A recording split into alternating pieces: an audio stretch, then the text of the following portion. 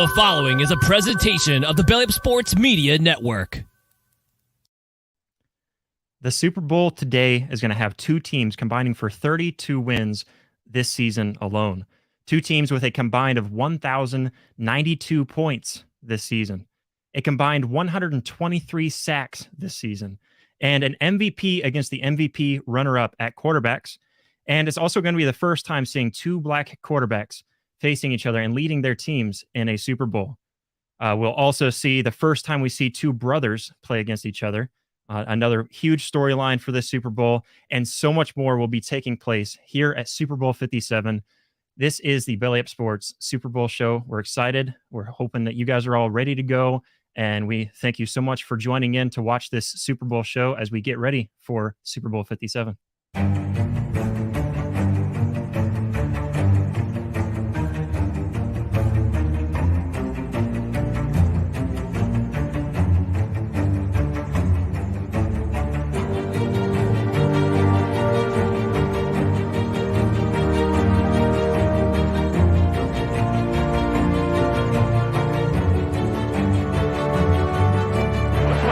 For Jalen Hurts, who takes a shot, and he's got A.J. Brown inside the 10. Mahomes blocked by McKinnon to the end zone. What a grab! Touchdown! Sensational! For the Eagles at their own 47. Good protection again, launch downfield. Watkins wide open, touchdown. Mahomes a lot of time. Now over the middle. He's got his man. Kelcey at the 15. Gets a block inside the 5 and he's in. Touchdown Kansas City. Hurts keeps around the edge and bends it back down. Fighting for the end zone. What a run. 3rd and 9. Mahomes gets out. Mahomes on the run. At the 10. At the 5. To the goal line. In for the touchdown. 2nd and 10. Oh boy, deep ball it is! And it is caught for the touchdown! A.J. Brown! McKinnon, Brown a block, and a block will open up the door. The game is over. Touchdown run, McKinnon. The Chiefs have won. And they win the division. On Mills, look out. Throws, and it's going to be kicked at the 42-yard line. Gardner Johnson, his 5th interception of the season. Quick throw by Mahomes and right on target now. Looking around. Still on the move. And a little shovel pass. Travis Kelcey. Kelcey to the 10. The fake. Prescott low. Roll out and it's intercepted by Sweat. Josh Sweat breaks the tackle. Sweat is going to score.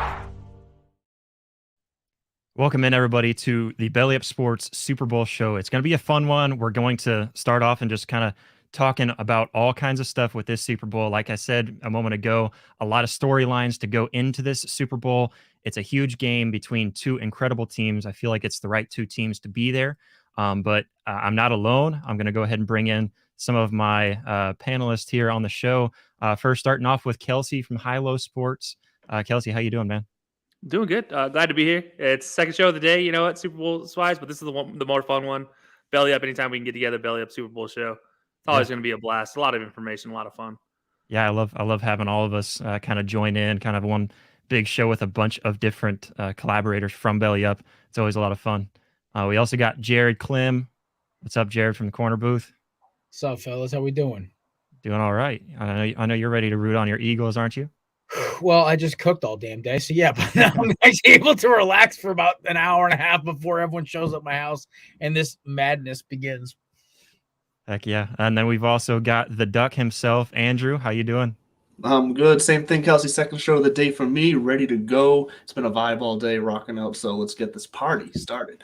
So we got a bunch of people kind of working hard, and DJ from High Low Sports as well. How you doing, DJ? Doing great. Happy Rihanna Day to all those who celebrate, featuring Donna, Kelcey, and Travis, of course, as the supporting acts as well.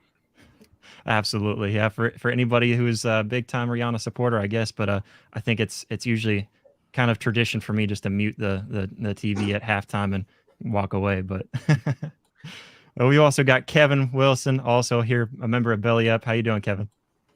I'm doing great, and just like with Andrew, and this was the second time we've been together already today. We had our show earlier this morning, so we are jazzed up. We are ready for some football action today, so let's get it going. Yeah, all kinds of stuff to talk about. Like I mentioned in kind of the beginning of this, there's all kinds of really fun storylines, really cool kind of historic storylines, all kinds of stuff. And so it's going to be a huge one. And like I said, I really do think that this is a Super Bowl that it's the right teams to have ever really to meet. And so it's going to be a lot of fun. First, we're going to start off with Super Bowl storylines. Of course, first of all, being the first time the two black QBs are starting for the Super Bowl. That's a storyline in of itself. History being written there, and then there's also the Andy Reid versus the Eagles. He's been a coach of both the Chiefs and the Eagles, and so him going against his old team, and the Kelcey brothers. We're going to talk a little bit about them, but. First, I'll start off with you, Kelcey. What storyline is kind of the biggest one for you? I mean, as much as I'd love to say any other one, I feel like I couldn't do my namesake right, like be fair, and not say my namesake brothers taking each other on. The Kelcey Brothers Bowl is just by itself. Having two brothers face off for the first time in the history of the NFL is kind of surprising when you think about it. Like, there's just too many things that have happened in the NFL to not have two brothers take place. But I got to say, beyond that, if I'm really being honest, it's definitely the first time two black quarterbacks have faced off in the Super Bowl. I feel like should be one of the top storylines, just from a sense of pride and the fact it's finally happening type of a situation. Yeah, and it's a pretty cool storyline too. Definitely one of them to look at and just realize like it's just kind of a crazy stat to think about.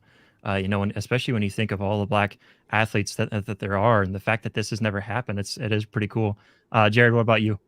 Well, I mean, kind of add off that a little bit. We have arguably two of the best quarterbacks in the league this year, performance-wise. And I was talking to my old man about this because he was asking about the game. And I said, listen, this is first black quarterback Super Bowl ever. But they're also, two role models, too. These guys are good dudes. Like, as much as Mahomes may annoy me on the field, there's not a character issue with him. And Jalen, as much as, obviously bias aside, he's known for being a leader in the locker room, leader on the field, a leader off the field. It's kind of a nice kind of sentiment now. We've got these two positive influences on not just as as black quarterbacks, but also as just people for kids to look up to as amazing players in the NFL, MVP and MVP runner-up. And it's kind of a cool way to kind of put a crown on the season that these two are going to face off. And it kind of felt like it was kind of the right way to do it. No disrespect to the those crybabies in the Bay Area or Cincinnati, but it kind of was perfect that these guys actually got to face each other. I think I want to shoot down that whole Andy Reid Bowl thing. The only thing that actually still sticks to me is that he fired Nick Sirianni his first day on the job as the Chiefs head coach. Nick's that petty, and he probably completely forgot about half that Eagles crap at this point. So I don't know. I'm excited for this game right now. I want to. Juju showed up in a kilt, by the way. Just interesting enough, right? So it should be a fun game today. I'm excited. Yeah, and I love how you say it, not to throw shade or anything, and then you end up throwing shade. No disrespect, and then throw shade. No. I'm gonna kick it. Anytime someone says no disrespect is the next thing that'll happen. Listen, Niners players don't have any respect out of mind. The only one who does. I agree with you about the 49ers. The 40-winers, we can, we don't need to mention them again the whole rest of the show. Back. Do pick the Eagles, so I'm gonna go with it because he's boys with AJ Brown. So yeah, absolutely. All right, all the storylines. Andrew, you're up. Well, just to touch on Juju wearing a kilt, he must be sending a little message that they're going to be airing it out today, if you know what I mean. But I beat you to the dad joke. But anyways, no, I agree. I guess we're just going to continue piggybacking. I think the Andy Reid one is a big story, but I think what gets me about Mahomes and Hurts this year is that, like you said, they're not only the best quarterbacks, but being the role models. But look, they both also came in with massive question marks and kind of a lot of hate surrounding what their season was going to look like. Mahomes, we all know who Mahomes is, but he was catching some flack about, he lost Tyreek Hill. Is he going to be exposed this year? Is he going to be able to do what he's been able to do in the past? And he stepped up to the plate and proved he is one of the two best quarterbacks to be in this game. And then Jalen Hurts coming in, it was everyone's saying it's a make or break year for him. It's his career is going to ride on this, and he answered the call. He stepped up to the plate. So, skin color aside, obviously massive story that we've reached this point where they're here, but also just the adversity they both overcame this year, the storylines to really lead their team as good men on and off the field and just fantastic football players. Yeah. They're both leaders, and like you said, just they both have come through a lot of adversity. Both of them coming off of injuries, and we'll talk about those in a little bit as well. But there's a lot that goes into just these quarterbacks alone that writes a huge storyline. But DJ, what about you? What's your favorite storyline here in the Super Bowl? Oh, there's a lot of them as well, too. It feels like a perfect storm meeting of all of them as well. We're going to talk about this one a little bit more in a minute, but I'm going to prelude to it now. Is some of these guys, it could be their last game as well, too, which I think is very interesting to allude to as well. Andy Reid has not said yes, but he hasn't said no. Jason Kelcey, very long in the tooth. If he gets a ring, does he decide to walk out? There's a lot of older players in this one to keep an eye on, to go with the young players as well. But going back to the quarterbacks, it's just Fletcher Cox as well, too. Speaking of things they were wearing, did anyone see what Fletcher Cox was wearing? Dude, he got the silky on, bro. That was a dress top with a suit coat and 2 chains that probably each weighed about 5 pounds. Like that was, there's a lot going on in there at one time. But it's Fletcher Cox, so you can get away with it. I support it. But as far as the quarterbacks go, it's a great step progressively, and I think it's really awesome to see as well too. With all the question marks they've faced, their whole careers going back to draft status all the way up to now, the injuries. It's a perfect storm, is what the Super Bowl feels like. You mentioned 2 best teams. Everything just met perfectly. It's almost like it was drawn in a Disney movie, which Disney's going to now turn that into a movie, and I get no credit for it. But it's just a fantastic whatever it is, meeting at the end of the season. Yeah, culmination is the word. Yeah, and I mean it's funny that you bring that up because haven't the Eagles already had a Disney movie? Yeah, I watched it this morning, bro. No, Vince Papale had an Eagles movie, or had a Disney movie. Mark Wahlberg had a Disney movie. Mark Wahlberg, yeah, that's right. Yeah, but I mean, it really is a storyline that it's pretty obvious when you look at it, like why people would kind of have this big blow up about the NFL is rigged and all this, because stuff like this makes it seem scripted. And I know there's a lot more to kind of build upon that narrative, but I mean, it just seems like too good to be real when you see these 2 storylines. But Kevin, how about you? What's your favorite storyline coming into the Super Bowl today?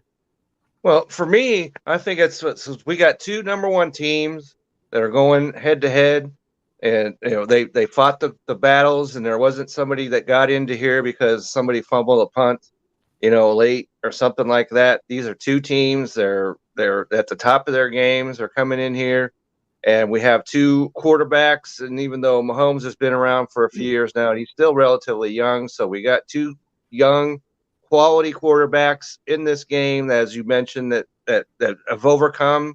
And they've overcome this year, too, because both of them have had injuries this year that they've had to face and have overcome. And so it's going to be interesting to see these 2 young guys go. Quarterbacks don't go head to head, on the field. But these 2 guys are somebody that's going to be around for quite some time. So it's an exciting time in the NFL.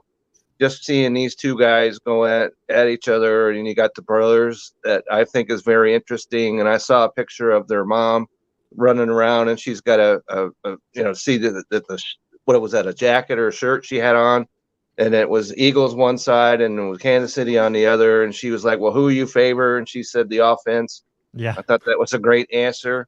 And so this is a game that all the stories that are coming into it, and I think we're up for a great game. And I got my Seahawks shirt in, so I don't have a skin in the game, so I'm hoping for a great game, and I think we're going to get it. Yeah. I mean, it is going to be a great game, and that's the thing that makes this Super Bowl so great. And we've all mentioned it. I know I've already mentioned it, but just the fact that number 1 seed against number 1 seed, and it seems like that's appropriate when you get to a Super Bowl, and it really is exciting to look at that and to see how far both of these teams have come in that regard. So yeah, I mean, it just looking at it and seeing everything that both teams have gone through. Another storyline too that I didn't mention earlier. But it's more or less really an Eagles storyline. And looking at the Eagles offense, every single one of the offensive players for the Eagle, except for A.J. Brown, was drafted by the Eagles, brought in, and rather than traded. And so that's an amazing story for the Eagles, front office to look at that, seeing everything about these guys, these teams, and seeing, especially for the Eagles, how well they've built it. But the Chiefs have done really good too. I know DJ I believe it was DJ brought up with Mahomes losing Tyreek, that being a big story. And it is. It's one of these stories that you see. How good are the Chiefs going to be? Are they going to be able to make it back to the promised land with so many pieces gone? And it just shows. And so, yeah, both teams have gone through so much adversity and so much that they've really gotten through to be able to get to this point. And it really is a really fun matchup looking at it. And I mentioned earlier the points for and the wins combined, but the points for each team. I'm trying to think what it was now. I think 546 per team. So both of them had the exact amount of points scored this season. They also both have the exact same record. They're both number one. They both have a Kelcey brother and 6 Pro Bowlers, and then they also are both led. And one of those Pro Bowlers being their QB, who was also an MVP candidate. So just so many things that just line up perfectly in this game, and it's really exciting. But let's get into the Kelcey brothers. We've mentioned it. 2 brothers going against each other. That's really cool. And it's an awesome storyline. We've mentioned the mom. There's also their dad has been interviewed. If you watch the Kelcey brothers podcast, you got to see them kind of pick on their parents a little bit. But we're going to kind of go through. I want to play a little game, for all of us, and hopefully you're not going to answer the same way. I want you guys to pick one or the other. All right, so we're going to start off with the dad. Who is the dad going to pull for? I'll start off with you, Jared, since you're the Eagles fan in the house. If your dad, who are you rooting for? Oof. You got to pick one. I think only because this might be his last game, it's Jason. This is not. Listen. Take this hat off for a second. Take the shirt out. Whatever. I think because it may be Jason's last game, I think you do root for Jason. Because listen, Travis might be the greatest tight end of all time. I'll put that out there right now. He's coming close to Gronk, Gonzalez, Kellen Winslow, all these dudes. He's catching up fast, and he's gonna have more shots. Mahomes is gonna have more, but to Jason, this might be it. If they lose, the Eagles might be back here next year. I don't know. The NFC is kind of a cluster F anyway, so it's like, who cares? I don't know if I can curse on this show, so I'm trying to keep it like PG because I know I have a corner booth rule apparently on McCarthy's show. I get 1 F-bomb per appearance. I have apparently a reputation. Yeah, but I do an think Eagles fan with a reputation, no chance. No, that couldn't possibly be right. Yeah, right. Exactly. I'm an upstanding gentleman, Kevin. Of course I am. But I do think that I think they're leaning more towards Philly because that Travis will get another shot because they still do have the best quarterback in football, one of the best head coaches in football, and Travis is the best tight end in football. And listen, they were making it work with a bunch of rookies and young guys this year, and they made it here. Yeah. Get Patrick another deep threat, bro. They back next year. Yeah. Sorry, Cincinnati fans, y'all had your shot, you missed. Well, and so you're going with mom and dad both rooting for Philly. I think they'll be happy if Travis wins, but I think they'll be like ecstatic if Jason wins. Travis will probably still be hype as hell if his brother wins, even though it's going to suck losing. He's going to be hyped for his brother because it's going to be a good way for him to go out. Because that's the kind of relationship that family has, apparently. Yeah. Yeah, and I didn't even really think about that with it being Jason's possible last game. That's a good point that you bring up because I don't know. You're right. They could be pulling a little bit more for him just for that reason. And they probably know. Yeah, probably. I don't think Jason does for sure yet. But based on the things he said, but he could be keeping it behind closed doors. But the one thing is though, if they didn't draft Cam Jurgens in the second round and he was handpicked by Jason Kelcey, that was reportedly his pick. If they like the kid, I think it was the kid who went to the Saints, Lindenbaum or the Ravens, whatever the center was, the big center, they're more. But I guess Kelcey like Jurgens more for the Eagles system. He was their handpicked guy, and the second they drafted the second, I'm like, yep, this is probably Jason's last year. I knew it by heart. I was like, this is it for this 62. That man, beautiful legend. It'll definitely make everybody cherish the moments they get to see him on the field for sure. Oh, yeah. Let's mix it up on the order, DJ. Who do you got here for mom and dad? So, of course, they're both want them both to win, all that. But for fun, I'm going to say the dad is going to be pulling for Jason for all the reasons that Jared kind of mentioned as well, too. And I feel like the older son, the dad, have kind of that own unique bond in the same way that the mom and the younger brother, like the baby of the family. Yeah. So they have a unique bond. So the mom's going to be pulling a little more for Travis, that 51-49%. They'll both be ecstatic either way. But I think they're going to just kind of fit with the old traditional stereotype norms with the older brother and the younger brother as well, too. And plus Travis with some of his a little bit slower starting, like leaving getting kicked off the Cincinnati team, I believe it was, then coming back. So she'll have that soft spot for her baby boy bouncing back. So yeah, in a very stereotype type way, I'll say the dad favors the older and the mom favors the younger, 51% to 49. Okay. Yeah, I like that too. And yeah, that's the thing is like, yeah, you're going to be rooting for both sons and you're going to be happy for both of them. But in the back of your mind, you're kind of pulling a little harder for one of your sons, right? So yeah, I like that. And it does kind of seem that way. Like with the mom, I mean, it seems like she does kind of favor one or the other. In this case, I think I kind of agree with you. What about you, Kevin? Well, I think that DJ just hit it out of the park pretty much right here. And for all the reasons that's already been said, the only thing that could possibly be better is if these two guys were actually going up against each other in the game. One was on offense, one was on defense. That would be completely awesome. We don't have that, of course, but I think that dads and older sons, because I'm the oldest son, so you have a little bit more of a connection, and then the younger, which I don't know if they've got other kids or not, but just between the two of these, Travis is the younger one, so the mom is going to be, oh, I got to protect my baby and all that sort of stuff. And so I think, dad going for older and mom kind of going for the younger. That's the way that I'm sure that they obviously they don't say that out loud. Maybe they say it to each other. I don't know. But I think that's the way that they're probably going to be, going in this game. Yeah, and you've got to kind of keep that to yourself. That's one of those things you just can't let out. That's right. That's why she said offense, and that was a great answer. And that was the only word she said, offense. It's dancing around the question, and that's why we're going to answer it for him. What about you? That's right. That's why we're here, and we're glad to be able to do it for him. What about you, Duck? First of all, I think that's the most anyone's ever called Travis Kelcey a baby in a short period of time between the two of you guys. So that's hilarious. Look, so I said today's a vibe. Can you imagine just being that family, both parents or whoever else they have with them up in that box, knowing that no matter what at the end of today, they're going to be celebrating? Like, there's sure someone's losing, but I think we can tell from the closeness of that family that even the brother that loses is going to be hyped for their other brother no matter what. So no matter what, they are all going to be pumped. It's going to be a party, and I just can't imagine going through the entire day of this process knowing no matter what, I'm going to be happy today. I'm going to be celebrating. Like this must be like the greatest feeling today. It just as a family unit as a whole. So who they're going to, sure. We'll call Travis Kelcey a baby again. Mommy's little baby. Yeah, I like it too. And I think everybody's pretty much on the same page so far, right? Was there different there? Pretty much. There was so many good points made right off the bat between Jared and DJ. It's just so we just followed right behind. I don't know. You guys missed a couple. That's no big deal.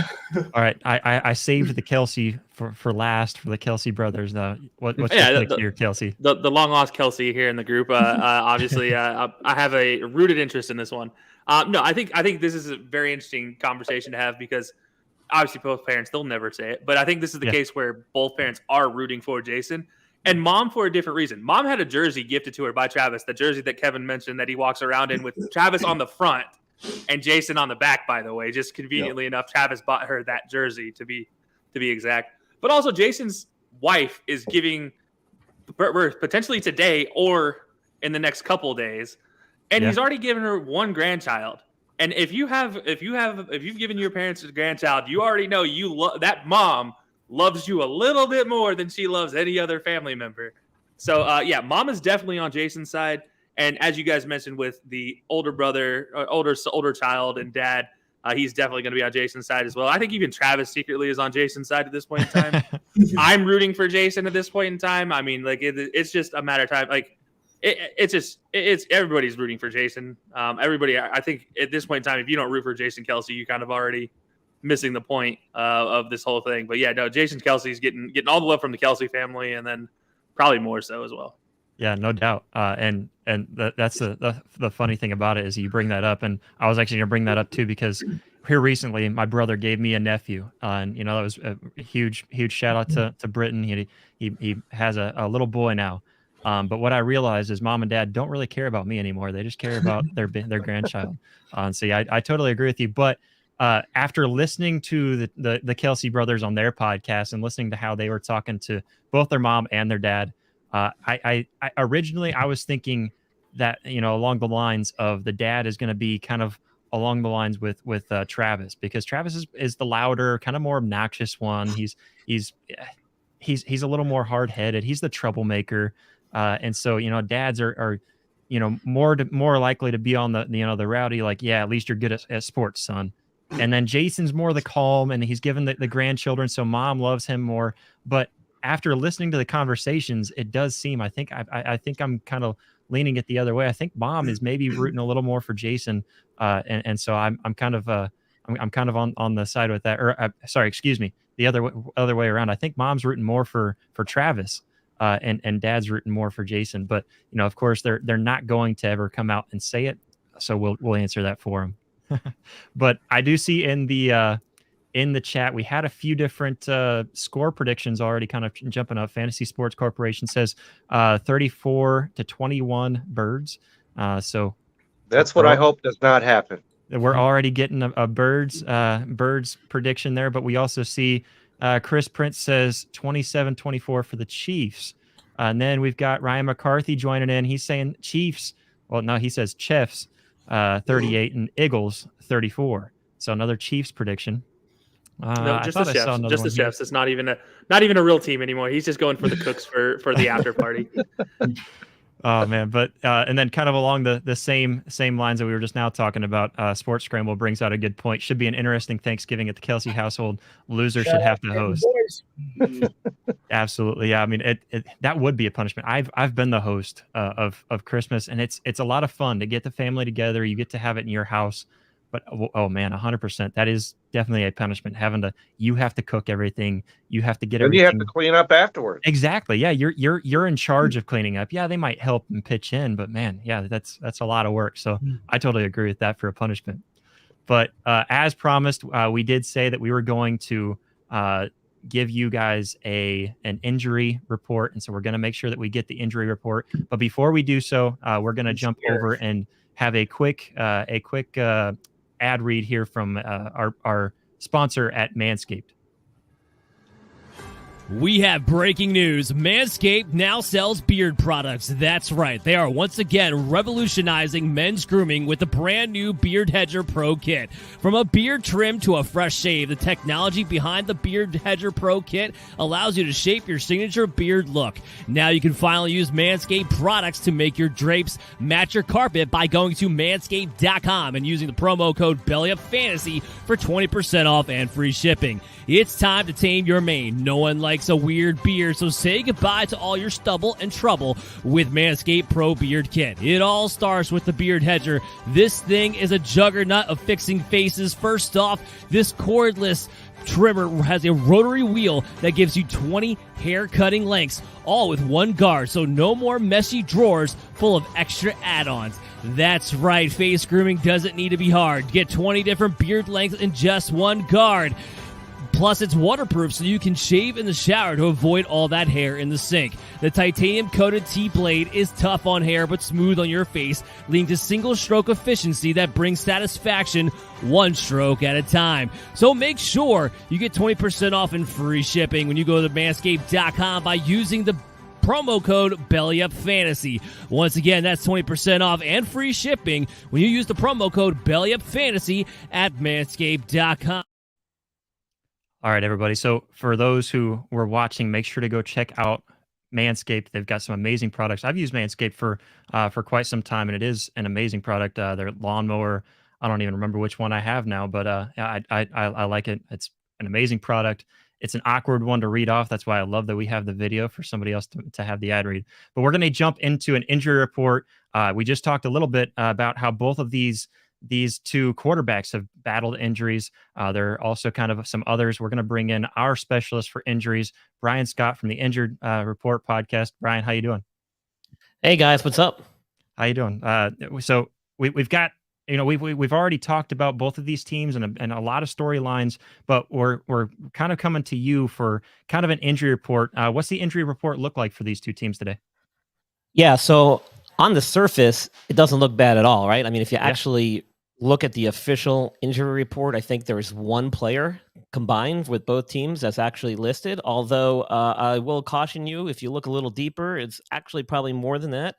But given that everybody practiced on full pretty much on Friday, the only one that actually popped up on the injury list was Britton Covey, one of their Eagles special teams guys, primarily with a hamstring injury, and that occurred late in the week on about Thursday, I think, during practice. So that may catapult Devonta Smith into maybe doing some punt return duties, which could factor in significantly in the game, depending on how things kind of play out.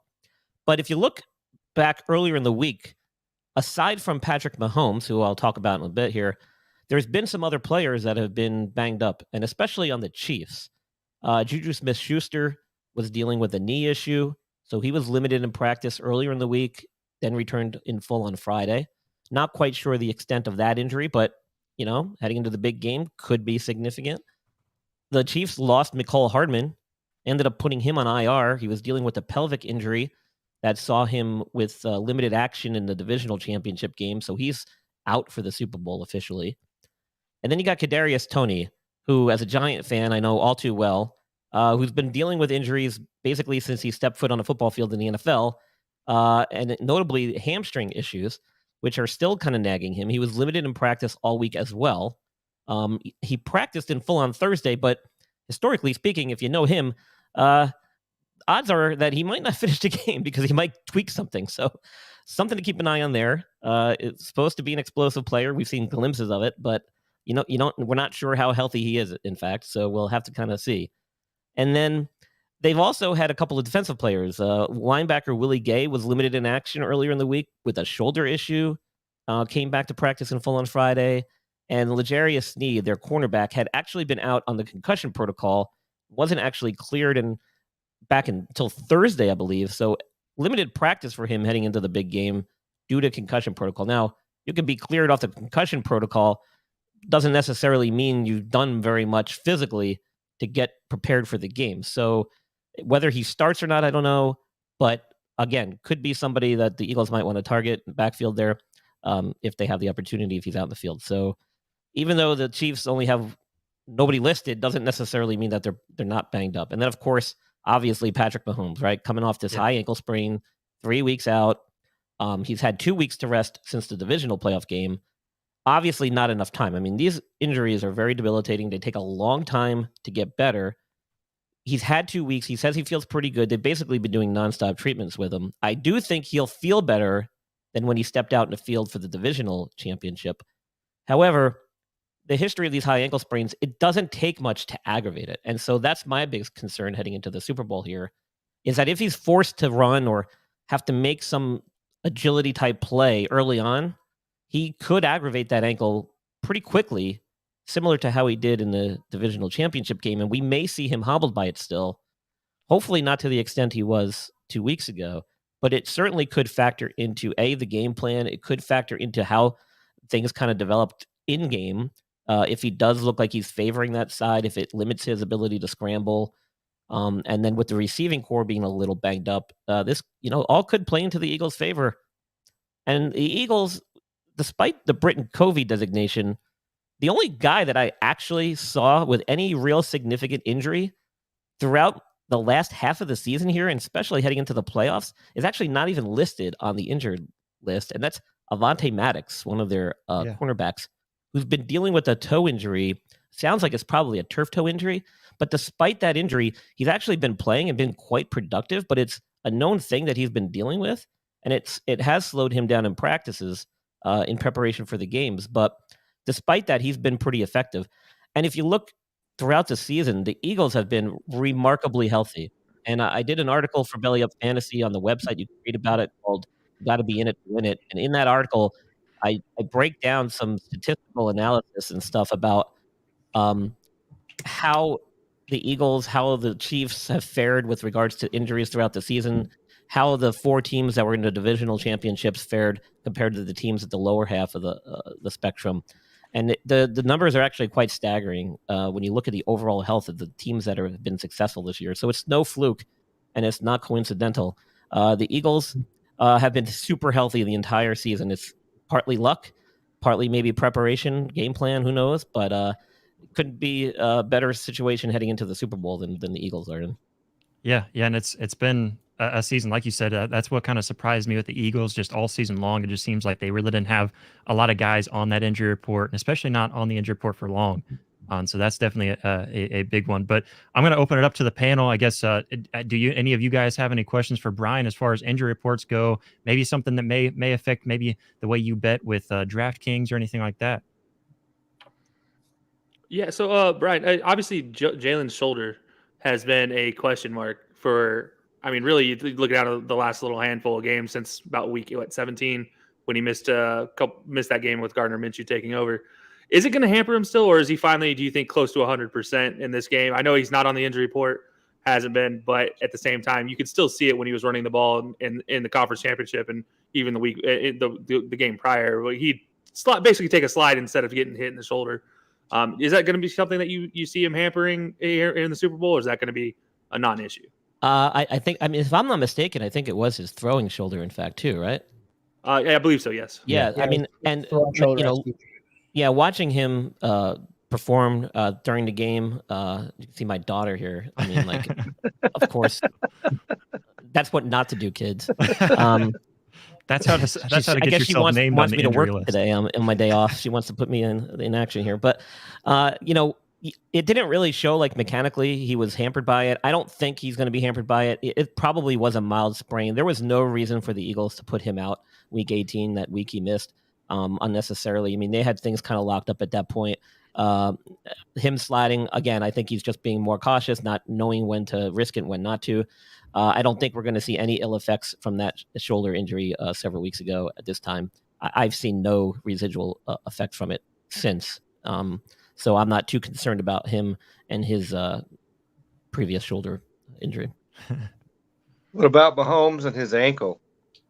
Yeah, so I mean that's obviously the biggest question, and you know there's a lot of unknowns. I mean we've been 2 weeks now since the last game, and he's been getting treatment every day. The issue with this too is like you can never really simulate in-game play. So even though they say, oh, he practiced in full, he looked pretty good, yeah, but don't forget, man, they're not going 100% out there on the field in a full practice leading into the Super Bowl. Yeah. Like you can't simulate game time conditions and situations, no matter how hard you try. So until he's actually out there and has to really put it on to the test, I don't know what we're going to see. But I will tell you, 2 weeks time is not enough time to get to 100%. You know, 2 weeks ago, he didn't look like he was even at 50%. He was hobbling quite a bit on that ankle, and with high ankle sprains, that's certainly the case. I mean, that's what we know is that they take a long time to heal. They require a lot of treatment. They usually require a period of immobilization, which he probably never even had because I don't think he was ever in a boot. So he's definitely cutting this one out. He's been doing it for the last few weeks. The question is, how much is it going to bother him? And that's almost impossible to predict. But I can't imagine that he's going to be 100%. And it will affect him to some degree. Whether we can see that for our own eyes will be yet to be determined. But I can guarantee you that it will hamper him to some degree. Maybe not to the naked eye, but for sure it will. Yeah. And Jared, I know you had to hop out here soon. Did you have any questions in regards to injuries for Brian today? Well, I follow Brian on Twitter, so I've been pretty on his timeline for the past 2 weeks. So what up, Brian? By the way, and see you, buddy. No, honestly, I knew Avante's toe had been bothering him a little bit. But I'm just obviously Lane Johnson's groin is torn up like a bad piece of clothing, but he's still playing, which means he's just the toughest human alive because I can't even imagine the amount of pain he's in. Yeah, Jared, I'm glad you mentioned him actually because I did have him in my notes. You know, him, Landon Dickerson, Cam Jurgens, those guys have all been dealing with these minor nagging injuries for a while now. None of those guys have missed any time, and they've all been very valuable and participating and contributing significantly to the Eagles. So I don't see anything changing for the Super Bowl with regards to those guys. They were listed on the injury report earlier in the week, but next to every guy, almost, I think it was literally every guy in the Eagles thing, it not only listed a body part that was injured, but it also listed rest. And in most of those cases, if not all of them, that's primarily what they were doing. It was just resting, knowing that they were all ready to go and had been playing through injuries anyway, and it wasn't going to stop them. And they knew that right away. They knew that all along, as opposed to the Chiefs, who've been dealing with things that kind of popped up over the last couple of weeks here. It's a big difference when you can prepare guys knowing that they're having time to rest rather than actually treating injuries and hoping that they're going to be able to get back on the field. It's a big difference. Fair. Yeah, absolutely. But I think that's pretty much all we had as far as injury. I do have one more. Oh, Kelcey. One yeah, more. Go ahead. And this is a guy coming back from injury. Nobody mentioned him really is Clyde Edwards-Helaire coming back from, as you mentioned, a high ankle sprain. Good point. And do you think he's going to be impactful at all? Like, is he going to take any carries away? I'm glad you brought that up. So it's really hard to say. I don't know what he's been doing, but just by the fact that he's off the injury report, injured list or injury reserve, I should say, doesn't necessarily mean that he's full bore ready to go either. All that means is that he kind of met that minimum deadline where they could put him on the active roster. Now, how much has he been doing? I don't know. I haven't been following very closely. I haven't seen many reports on what he has been participating in practice and what he's been able to do. So he might, be suited up. He might be available. How much he actually steps on the field and contributes is a whole nother story.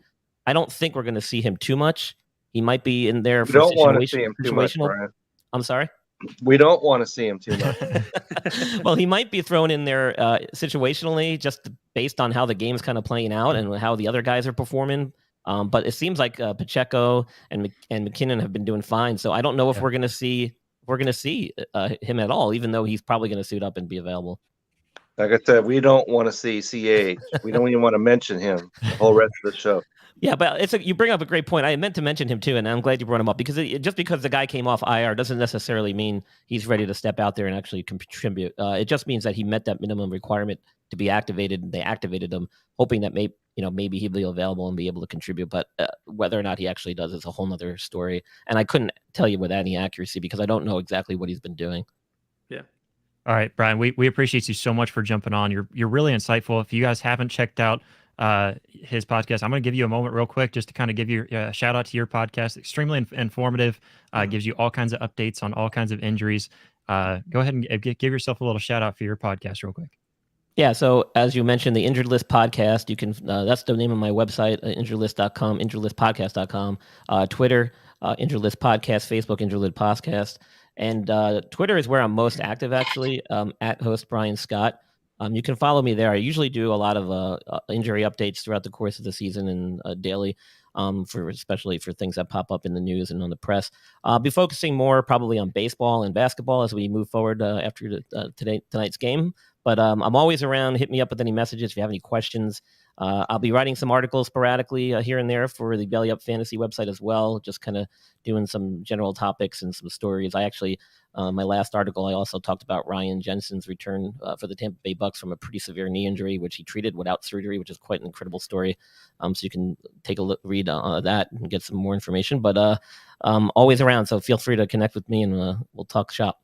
Yeah, absolutely, Brian. Thank you so much, and you have you a can great definitely Super Bowl look Sunday, for man. Vince and I to reach out to you, Brian, on our baseball show. So yeah, we did a big show last year. It was pretty cool. I ran down a bunch of it. I think those guys had a ton of questions for me, so we covered a lot of topics on that show. So I'm definitely be hooking up with Kevin and Steve over there. So, all right, Brian, you have a great Super Bowl Sunday, man. Thanks, guys. You too. See you, Brian. All right, so that was our injury report brought to you by Manscaped. We want to thank Brian so much for jumping on and making the time to be able to do so. I know he's got it looks like a couple kids in the background trying to get his attention too, but that's okay. We thank him so much for jumping on, giving us a little bit of an injury report. Jared, I know you had to get going. You want to go ahead and give us your overall picks for the Super Bowl? Eagles 34-24. If it's possible, co-MVPs will be Reddick and Hurts. I think Reddick will just absolutely wreck the Chiefs' offensive line. And I think Jalen's going to put up a decent game, especially with Darius Sneed is a little slower coming off concussion protocol. And those cornerbacks are a little inexperienced. They played great against Cincinnati, but I think Shane Steichen's been staring at that film for 2.5 weeks, waiting for these guys. So should be fun. Go Birds, and fellas, have a great show. Yeah, have a good one, Jared. Make sure everybody helps you pick up too. Oh yeah, follow the podcast. Right. Everything possible. All right, let's go ahead and jump down. I know that we had a little bit more that we were going to talk about, but just for time permitting, we're going to jump down and get into our bets. We're going to place our bets. And for those who don't know, this segment is brought to you by our newest sponsor, DraftKings. DraftKings is an amazing sponsor. We're so happy to have them on board for Belly Up, and they got to us just in time for Super Bowl. Because everyone listen up, because you don't want to just watch Super Bowl 57, because yes, it's going to be a very fun game to be a part of, just to watch, but it's going to be way more fun if you're a part of Super Bowl 57 by downloading DraftKings Sportsbook today. You can use our link in the description. Thanks to our partners, DraftKings. You can use our link in the description to get $200 in bonus bets if you just bet $5 on the Super Bowl. So go ahead and check that out. Terms and conditions do apply. The link is also on the screen if you'd rather do it that way. But we don't want you to get addicted to how much fun this is. So if you or someone you know has an issue, please call 1-800-GAMBLER. There's no shame in giving them a call just to take a little bit of break, get yourself off of that addiction. But if you're not in those shoes, make sure to click on our link in the description. Get yourself $200 in bonus bets instantly when you place a bet of $5 or more on the Super Bowl today. DraftKings is a sportsbook that I have been using for quite some time now. I've had a lot of fun throughout the season. It gets you involved in the game and makes you feel like you're a part of the game. So go check it out. You can use our code there, or our link there in the description, also on the screen, and make sure to get yourself some free money, because who doesn't love free money? But our DraftKings bets, we're going to place some of our bets. We're going to act as if all of you guys have $5 for these bets. So we're going to start off with our money line. Kelcey, I'm going to start off with you. Who do you have for a money line right now? Kansas City plus 100, Eagles minus 120. Yeah. Unfortunately, I'm going to take the safe bet here. I'm going to Eagles money line, which is, as much as I'd love to win a little extra money there, I'm just going to take the safe bet and go with what I feel with the Eagles here. All right. Yeah, I don't disagree with that. And it's always nice to be able to take some of those safe bets every once in a while, especially if you're going to group them up. And we'll get to that in just a moment. But if you're going to group up in parlays and stuff, sometimes taking those safe bets kind of helps you out on those. It pays off. And they add up. So, absolutely no shame in taking a safe bet here and there. Leduc, we've got you for money line. Who you got? Make sure to take yourself off mute there first. You're probably the worst one I've ever met with hitting that mute. Because the times I've been on the shows with you recently, I've had this cough, so I keep periodically muting myself and then forget, or I misclick and think I clicked. Either way, I'm off mute now. I'm not coughing anymore. Moneyline Eagles for me. I've been that way. I've been feeling that way all 2 weeks. I haven't wavered from it, so I'm going to stick with the Eagles moneyline. All right, so we've got 2 for Eagles so far. We've got Kelcey and Leduc. DJ, who do you got for the money line? Well, I'm going to break the norm, because you're telling me I get an underdog Patrick Mahomes and Andy Reid by odds betting, even though the Eagles are better in a lot more categories and the better overall team. I'm going to take Patrick Mahomes, Andy Reid, and Travis Kelce at plus odds for like the second time in the last 4 years, it feels like. So I'm going to take those odds either way. So I got $5. I'm going to throw them on those plus 100. Oh yeah, absolutely. Yeah. And like you said, given, one of the best coaches in the league and one of the, probably the best quarterback in the league as an underdog, that's probably not it's not a bad bet to take. I don't think there really is a bad way. But Kevin, who do you got on the money line? Well, down here in Texas, and I'm hoping that somebody from the Texas legislature is watching this show, because I can't make any bets down here. So you're placing one through DraftKings in one of our accounts then today. Who you got? Awesome. Okay, so given that situation, and it's not even my $5, I'm going to go ahead and go with the Chiefs, even though I think that Philadelphia's going to win this game. But for somebody that, because I'd love to go into a sports book and sit there, take the board in, and see what I think is the best bet, and go ahead and put my bet in. So I think that there's a chance that you could win some extra money. Kansas City would be the money line bet I'd make. Yeah, I like that. And like I said a moment ago, going with the Chiefs as an underdog, and like what DJ said, that's not a bad one to take. And that does seem like some pretty good money coming your way. Whenever you start to add some of those up.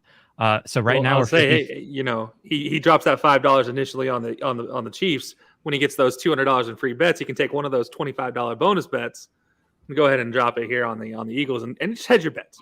Hedge your bets. Exactly, because all you have to do is just place $5 with that link down below, and man, there you go. Get 200 in free bets. You can place that all over. I'm gonna break the tie here because we are 50-50.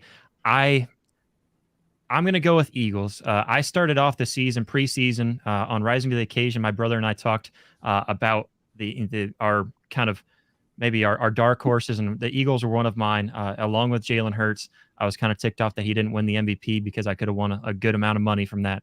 But I placed those, and I mean, I saw the Eagles and everything that they were placing around them. Getting A.J. Brown was a huge addition to the offense. They have Hassan Reddick now, and then throughout the season, somewhere in the middle of the season, they add Ndamukong Suh just to add up front and everything. Just a monster defense, really, and it just kind of depends on what defense you're going to get today. I think you're going to get the best defense, so I'm going with the Eagles as well. Let's go ahead and jump down to the spread. So for the spread, we've got Kansas City plus 1.5 at -110, and Eagles -1.5. At -110. So for those who don't understand betting, we're helping you out here. -110 means that, the plus 1.5 means that the Eagles are favored by 1.5 points. Let's go ahead and do it in reverse order. Kevin, we'll start with you.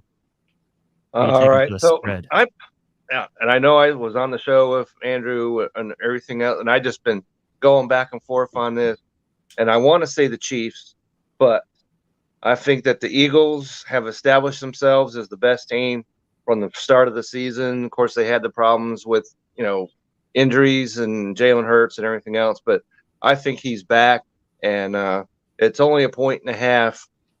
And so I'm going to go and I'm going to take that and bet on Philadelphia is going to cover that spread, man, and take it home, and I'll be happy. Yeah, so a tight game from Kevin. Then he's expecting a very tight game, and I like it. I hope that's the case. I hope this is not another national championship blowout. Yeah, but we don't want any 38-7 games right here. We want it to be 27-24, 2 minutes to play, and whoever quarterback you want to say has the ball, and take it home, and we'll see what happens. Yeah, DJ, what about you? So I'm going to stick back with the old theme of the Chiefs with a 1.5 point spread. Since I have them outright covered, I'm going to pick them to win too. And last time I remember the Chiefs being in a 1 point game that they covered but didn't win, they played the Colts in 2013, where it's 45-44. So if you took them to cover that spread, you got really pissed off they didn't cover a 1.5 point spread. So with those ones, I'm just going to pick who I have outright, because spread with 1.5 points, it's a rare anomaly where you pick the right winner, but they don't cover the spread with 1.5 points. Oh yeah, absolutely, and I like that too, because if you're picking KC, you might as well pick them to win. I can assume that's probably what you're going to do, Duck. I picked the Eagles on the money line, so same reasons CJ said, since the 1.5 spread, I'm going to just ride the Eagles on the spread as well, because I think they're going to win easily, not easily, but more than 1.5 points. Easy win, double digits. No. I'll throw up that 37-31 is my score. Let's not get crazy. Right? How about you, Kelcey? What are you going on the spread? Yeah, if I'm going with just the 1.5 point spread, then absolutely I'm taking the Eagles, because I have them winning the money line. But I mean, I'd even go and push it an alternate spread even a little further and go with a 3.5 point spread, -3.5 for the Eagles. I like have them win by, basically, if they win by 4 or more, I win, plus odds there. So, that'd be like a plus 138 odds in DraftKings. So, it wouldn't hurt to add a little alternate spread in there just for a little more fun. Oh yeah. I like it. I like jumping into the alternates too. I agree with you. I was going to bump it up to a 3-point spread, just because I think they can win by maybe 4 to 7, depending on what it is. So I'm taking Eagles on the spread as well. I just think that's kind of the smart way to do it. Kind of like what DJ said. If you're going to take one team to win, you might as well take them to take the spread in a 1.5 point game. And that's the thing. Whenever we look at the money line and the spread right now, especially being a 1.5 point spread, and the Eagles only -120 with the Chiefs only plus 100, that really means when you're looking at this in the sports betting world, that means that really the Eagles are only barely favored. And so, yeah, just maybe not take a huge blowout win or anything like that. But if it really is kind of a tough one to choose here, just because, again, two great teams, two deserving teams to be here. But let's do the over-under. We're going to start with you, Duck. Who do you got for or I guess, what do you have for the over-under? Right now, last I checked, and I just checked it just before the show, it was at 51 points at -110. What do you have for the over-under? I think this is an over. Same thing. All week I've been feeling this game was going to be an over. I felt like it was going to be and this isn't to discredit the defenses at all here. I just think this is going to be a game where these offenses are talented enough, coached well enough, schemed up to where they're going to be able to get some points. It's going to be close. So I'm taking the over 51. I like it. Yeah. And so with the over under too, I should explain this for people who are just now getting on there and using that link down below to sign up real quick so that they can get that $200 when they place $5 on the Super Bowl. What that over under means is whatever the Eagles score and whatever the Chiefs score, you add those together. Whether you think that's going to be, if you think that overall score is going to be more than 51, you're going to smash the over. If you think it's going to be less than 51, you're going to smash the under. Leduc thinks it's going to be a mid-scoring game, maybe. I have it going over quite easily, honestly. Okay, quite easily. All right, so I like that. I think it's. He might go alternate spread with, or he might go the alternate over under. Honestly, I'm tempted to because I believe in my score, so I could tease it quite a bit up. It is tough because you've got two tough defenses and two tough offenses, which makes these over-unders incredibly hard to go with. But what do you got for the over-under, Kevin? Well, I've been going the under for these playoffs, and that has cashed in most of the time. And so I feel pretty confident. And the last I'd seen was 51.5 over-under.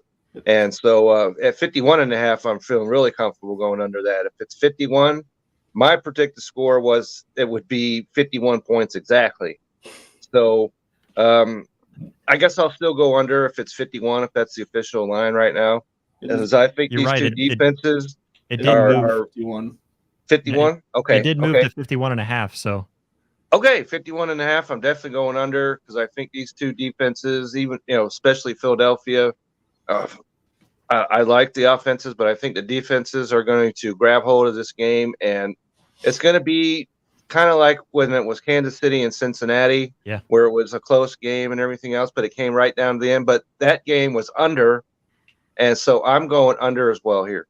Yeah, I like that too, and it is one of those things that either way. And now with the over under changing on me like that too, it's now if you take the over, it's -105. So Leduc, you may be able to get yourself a little more money if you're taking those 105 odds. I'm looking at my alternate spreads right now for the over. So yeah, so DJ, what do you got for the over under? I'm going to take the over by the skin of the very teeth, because as mentioned, both defenses, especially in the playoffs, have been really good. Both offenses are obviously both offenses. I think it's going to be like a 53-point or something like that. I think they're going to be really close. The offenses will move, but they might not score a lot. I think we'll see some field goals and some long drives that kind of stall out for field goals or late touchdowns. So I'll take the over, but not by a whole lot. Like if there's an alternate under for like 49.5, I wouldn't be opposed to taking that either, but I'll take a slight over. I'm not going Leduc. I'm not betting 75 for the over. I like that. Yeah, I mean it is one of those games. It's just I don't know. I have a hard time, so I'm liking hearing your guys' opinions on these too. But Kelcey, what about you? I think this over under was put at the exact right spot. Like this is about as to me it feels as dead on. Like I might even, if there was an option for me to push this, I probably would, because I have it projected actually about 52 points, and with it moving between 51.5 and 51. My 52-point projection is getting a little terrifying there. So I'm going to say over, but again, like kind of like DJ said, like by the skin on his teeth type of thing, it's very uncomfortable. I mean, now if I had the opinion like Leduc, where we're sitting here and potentially getting like 50, 55, 58 different points, then I'm looking at that alternate spread of like 54. That's a plus 130 odds. Like that's going to be nice as an over, but for me, what I'm projecting this game at, I'm barely going over. I don't feel comfortable about it at all, though. Yeah, see, I feel like I've got to go with the over. I agree with you guys. It's going to be a tough over to take because these defenses are both tough. Like I mentioned a little bit ago with the sacks, with how many sacks these teams have had.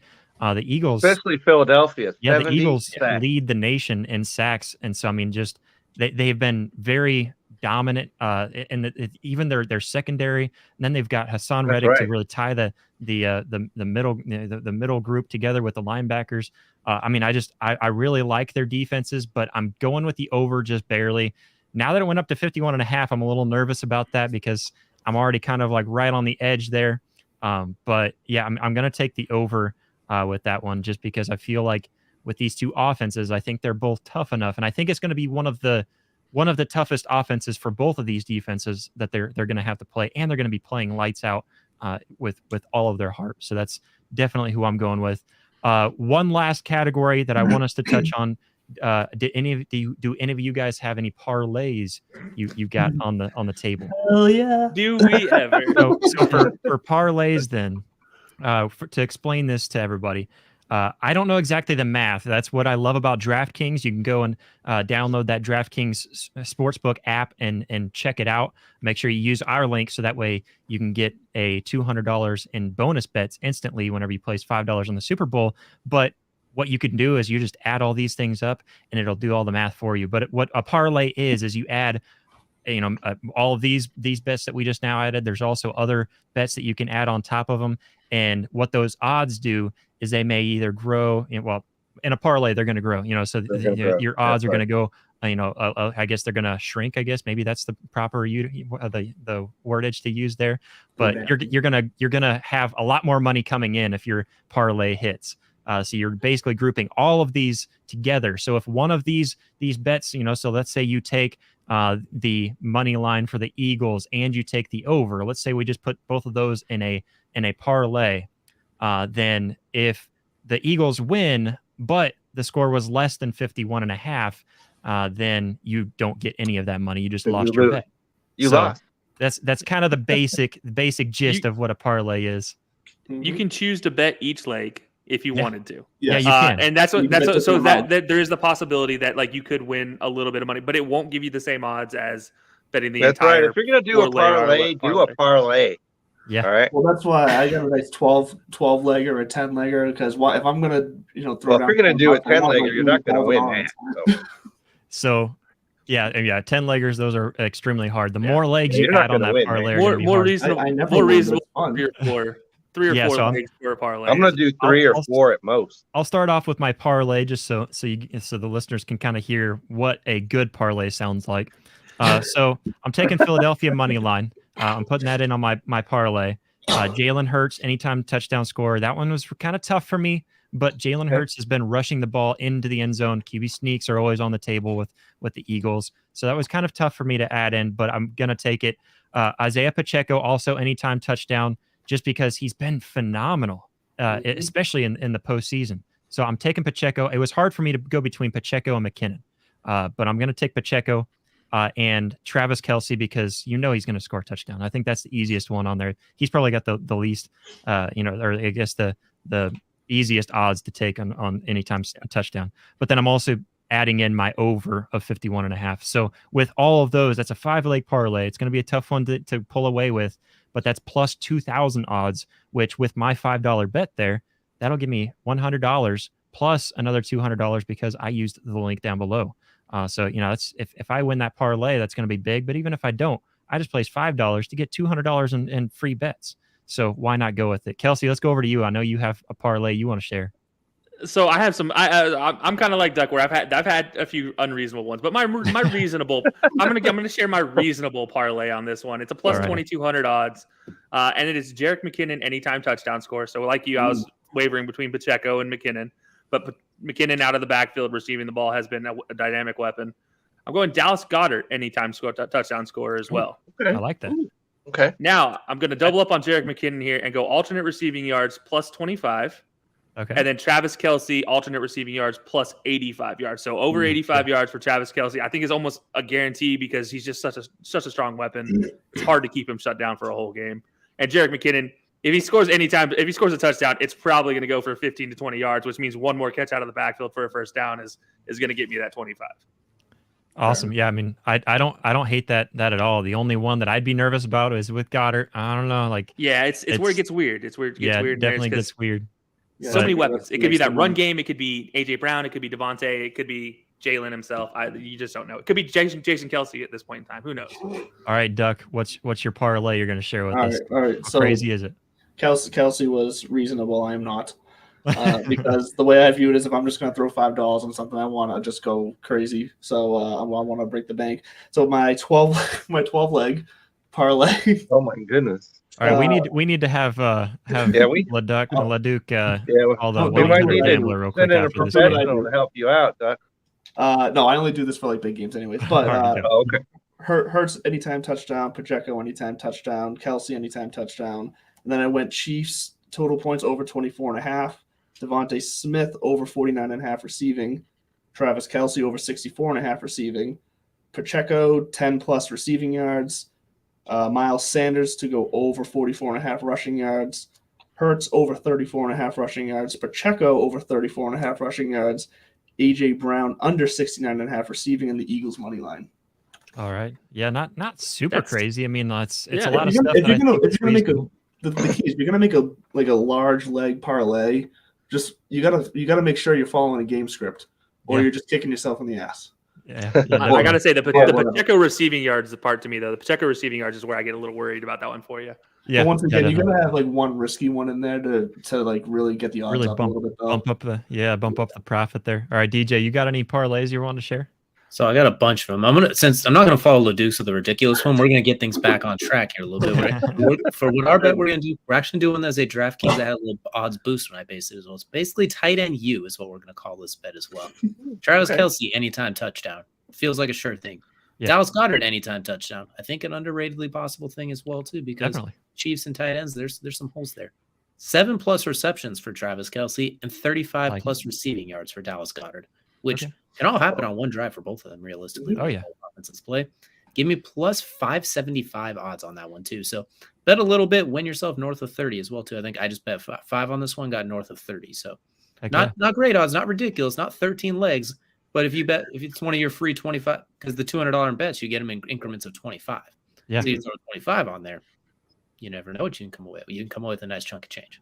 Definitely. Yeah. I mean, I like that too. I mean, overall, I don't see that being outside of the realms of possibility either. So, I mean, it's one of those that it's a little risky, but I think it can happen. Kevin, you got any parlays you want to share? Well, I got some parlays, but I'm not going to do anything that's going to make my eyes bleed like Andrew over there. But I think that I'm taking the Eagles. I'm taking the under, and Pacheco. All he has to do is catch 2 passes. I'm taking that. I'm taking Travis Kelcey anytime touchdown for sure, and I like the because if I was doing DFS, I was going to put Dallas Goedert in. I was going to play 2 tight ends. So I think Dallas Goedert anytime tight end touchdown would be a winning play as well, and that's where I would cap it right there, so my eyes don't bleed. Yeah, I like it. Yeah, and a lot of pretty safe bets overall. Again, I think the Goddard one is one of those that you throw in because it could happen for sure. I don't think it's outside of the realms of possibility. He's a top 5 tight end. Yeah, and so it could happen. Certainly. Yeah, but it's just one of those things that, how hot is he going to be? But no, I still like it though for sure. We do have a couple of parlays in the chat. I know Captain Lou, he made sure to use that that code down below and sign up for DraftKings. He says, "Hey guys, great show, official Captain Lou. Teaser parlay lock has to be Chiefs plus 7.5 and over 45.5 total plus 105 as heard on the extravaganza." So definitely pretty good one there. I like that. And then let's see here. I know Ryan McCarthy also puts in. He says, "My ultra mega parlay anytime touchdown by Jalen Hurts, Kenneth Gainwell, Marquez Valdez-Scantling, and Sky Moore." Man, that's Sky. You're throwing your money into the fireplace doing that. Mine was crazy. But Brian is at least leading with a good example because he says plus, what is that, 50,000 odds? But a $1 bet. So he's being smart and just putting $1 on the super, what does he call it? The ultra mega parlay anytime touchdown. So if all you're throwing is $1 into the fireplace, you might be all right. But that's fun. That's still, hey, that's Homer Simpson walking up to the line saying, "Here, just take my money. Do you want to bet on anything? No, just take my money." But you know what? When you only bet $1 like that, though, it gives you like a rooting interest for certain things, and so that makes it fun. So I fully get that. Yeah, and that's the thing too, because listen, we all know that not everybody's going to be a fan of one team or the other when you're watching the Super Bowl. I only have a leg in this because I like Jalen Hurts. I've liked him since he was at Alabama. I'm a huge Oklahoma fan, so of course I'm going to root for him. But there's still Sooners over on the Chiefs side too. So a lot of you guys are probably like us, where you don't really have a guy in the fight, but you go and download DraftKings by using our link. Now you have a little bit of a leg in the fight. You have a reason to sit there and cheer something specific. So it's going to be a great Super Bowl. It's one of these Super Bowls that you absolutely can't miss up on. It's going to be a lot of fun, and we're really excited. So again, that is our bets brought to you by DraftKings. Again, thanks very much to DraftKings for adding us on as our sponsor for this show. But for everyone who is watching, we thank you so much for watching. It was a lot of fun. Hopefully you guys had fun with us. Hopefully you got some good advice and did not listen to Andrew on any of your parlay advice. Don't listen to me, but if I win my parlay, you can count me in for the golf outing, by the way. You'll know tomorrow. Let's go around table real quick to kind of give yourselves a little shout out for your podcasts and what you do here at Belly Up Sports. We'll start off with you, Kelcey. All right. So I actually also double up as the marketing director for Belly Up Sports. So not that matters for anything, but if you ever have any sponsorship conversations, there's anything you want to have with Belly Up Sports, give me a call or hit me up at Hilo Sports, or you can hit me up at Kelcey at bellyupsports.com is my email. But guys, you can also follow me on Hilo Sports every Wednesday night at 8 p.m. Eastern time, along with DJ, who is evidently, I've been told many times, he is the brain of the operations here. He is the Ernie to my Bert. I don't even know anymore which one is which. The brain to my pinky. At this point, make it whatever reference you want to make there. But so we Wednesday nights 8 p.m. Eastern time. You can find us on Twitter at @high_low_sports or on every other platform at Hilo Sports. I love how you said that you've been told that he's the brain of the operation. I look down at him. He's just, yep, you're right. Yeah. That's what he says. You're not lying. Andrew Leduc, we'll go with you, Doug. Yeah, you can find me every Tuesday night, 8 o'clock on the Divots and Pivots show. You can see right here, golf show. We talk golf fantasy. We talk golf news. So if you're getting in on DraftKings, you like what you feel out today with the Super Bowl, check out some golf stuff, because there's some fun ways to bet golf. There's some fun DFS stuff you can do with golf.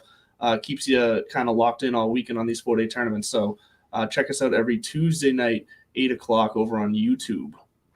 Alrighty, yeah, lots of fun golf content coming over there from Divots and Pivots. DJ, go ahead and give. I know you're part of the High-Low Sports too, but go ahead and give yourself a little shout out too.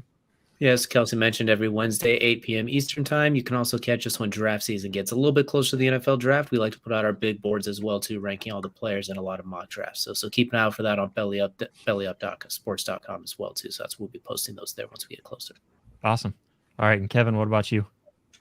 Well, Sunday mornings at 10 a.m., Chase and I and Duck, when he can get on over there. We've had a show. We've been doing it for a while now.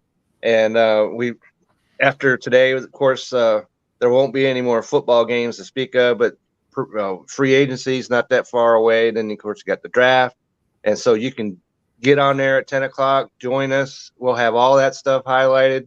Also, Vince Stover and I are the hosts of the fantasy baseball show. We had our first show of the season last Sunday, and we talked about the top 10 catchers in the game. We talked about the rules, because there are a lot of rules that are going to be, if people are not that invested in baseball, you definitely need to come check us out, because we highlighted what the new rules are and how that's going to affect the game.